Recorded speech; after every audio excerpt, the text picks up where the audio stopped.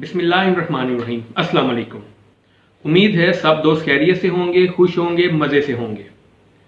आज हम जिस रेमेडी पे बात करेंगे ये रेमेडी ख़वातीन के मखसूस मसाइल से मुतल्लिक है। इस रेमेडी को पूरी देखनी है, इसको स्किप नहीं करना, क्योंकि वीडियो के एंड में मैं कुछ इंपॉर्टेंट पॉइंट्स बताऊंगा और ये भी बताऊंगा कि ये किन ख़वातीन को इस्तेमाल करने चाहिए और किन को नहीं। इस रेमेडी को सीड साइकिलिंग कहते हैं। ख़वातीन के मखसूस मसाइल में irregular monthly cycles, PCOS, uterus infection, missed monthly cycles, infertility problems और PMS शामिल हैं। सीड साइकिलिंग को इस्तेमाल करने का बिल्कुल भी कोई नुकसान नहीं है, ये बिल्कुल सेफ है। सीड साइकिलिंग के दो हिस्से होते हैं। एक हिस्सा होता है पहला हाफ, जिसको फोलिक्यूलर फेज कहते हैं, जो कि ख़वातीन के मंथली साइकिल के पहले दिन से लेकर 14वें दिन तक जाते हैं। पहले हिस्से में एस्ट्रोजन हार्मोन्स ज़्यादा होते हैं, इसलिए पहले हाफ में वो बीज इस्तेमाल किए जाते हैं जो एस्ट्रोजन हार्मोन्स को बूस्ट करते हैं। सेकेंड हाफ को कहते हैं ल्यूटियल फेज और ये शुरू होता है 15वें दिन से लेकर 29वें दिन तक। इस फेज में वो बीज लेने हैं जिनकी वजह से प्रोजेस्टेरोन हार्मोन्स बूस्ट होते हैं। अब हम बात करते हैं कि इन बीजों को इस्तेमाल किस तरह करना है। पहले आ जाता है फेज 1, जिसमें मंथली साइकिल के पहले दिन से लेकर 14वें दिन तक आपने सीड इस्तेमाल करने हैं। इसमें आ जाता है पंपकिन सीड्स या कद्दू के बीज और दूसरे नंबर पे फ्लैक्स सीड्स यानी अलसी के बीज।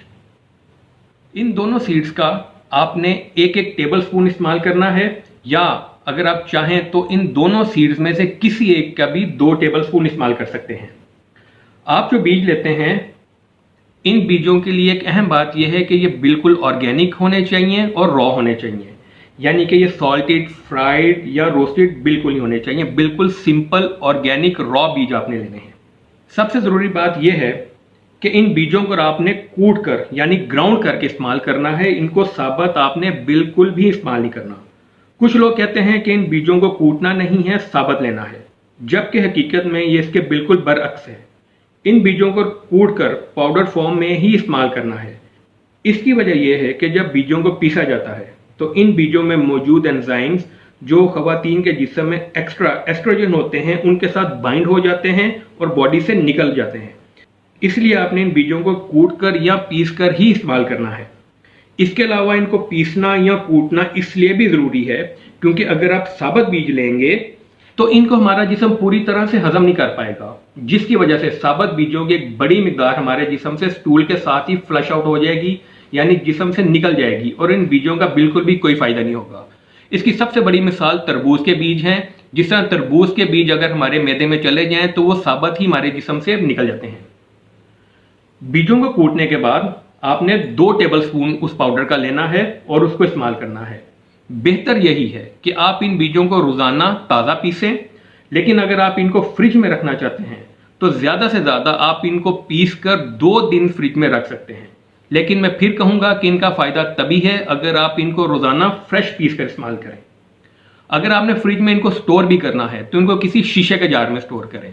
प्लास्टिक की किसी बोतल या जार में आपने स्टोर नहीं करना, क्योंकि अक्सर प्लास्टिक में केमिकल्स होते हैं और वो फूड ग्रेड नहीं होते। अब आ जाते हैं हम सीड साइकिलिंग के दूसरे फेज की तरफ, जो कि शुरू होता है ख़वातीन के मंथली साइकिल के 15वें दिन से लेकर 29वें दिन तक। इसमें हमने लेने हैं सूरजमुखी के बीज या सनफ्लावर सीड्स और सफ़ेद तिल यानी कि वाइट सेसमी सीड्स। ये देखिए, इन दोनों बीजों को भी आपने उसी तरह पीस लेना है जैसे कि पहले हिस्से में हमने कद्दू के बीज और अलसी के बीज को पीस के इनका पाउडर बनाया था। उसी तरह आपने इन बीजों को भी कूट लेना है, यानी कि ग्राउंड कर लेना है। और ग्राउंड करने के बाद आपने इनका 1 टेबल स्पून सूरजमुखी के बीजों का और 1 टेबल स्पून सफ़ेद तिलों का ले लेना है जब आपने इनको कूट लेना है, या इन दोनों में से किसी एक बीज के भी आप 2 टेबल स्पून ले लें। और अब चलते हैं हम अपने उस इंपॉर्टेंट पॉइंट्स की तरफ जिसका मैंने वीडियो के शुरू में जिक्र किया था। नंबर 1, ये तमाम सीड्स आपने ऑर्गेनिक और रॉ लेने हैं। नंबर 2, तमाम सीड्स को कूट कर या पीस कर इस्तेमाल करना है। नंबर 3, प्रेग्नेंट ख़वातीन इसको बिल्कुल इस्तेमाल ना करें।